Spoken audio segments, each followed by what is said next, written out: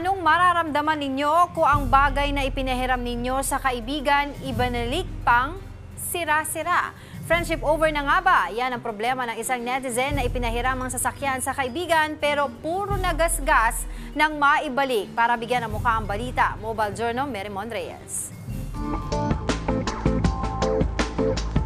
Paano kung nagpahiram ka ng gamit sa kaibigan mo tulad ng sasakyan, tapos binalik naman itong sira-sira na?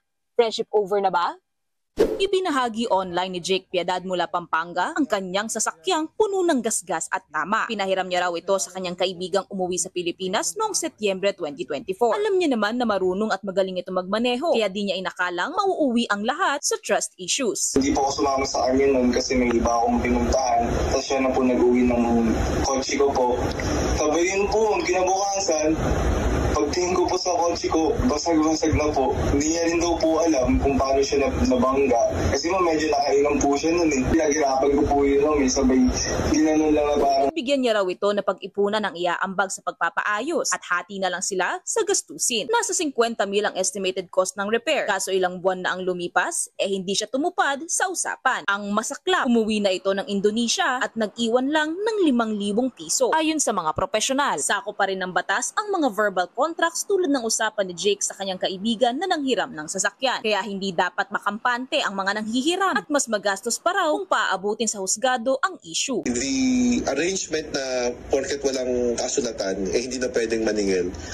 That's not a valid defense, no? Pag pumunta ka sa husgado, this is also a type of loan where a person borrows a thing. Ang agreement natin, pagkahiram mo ng gamit, balik mo sa akin ng kung ano yun. But in this type of arrangement, no, ang bottom line is, pag humiram ka ng gamit, babalik mo as is.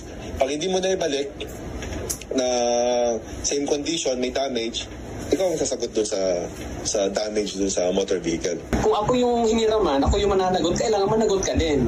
Although si driver na nanghiram, may pananagutan din yun.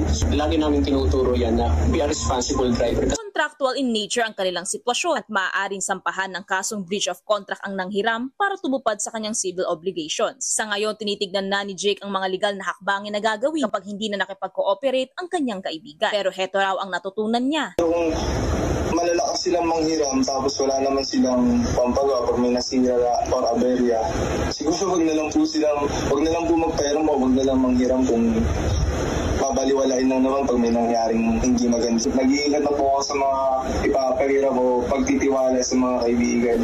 Malaking bagay ang magkaroon ng kaibigang handang magpahiram ng kanilang kagamitan.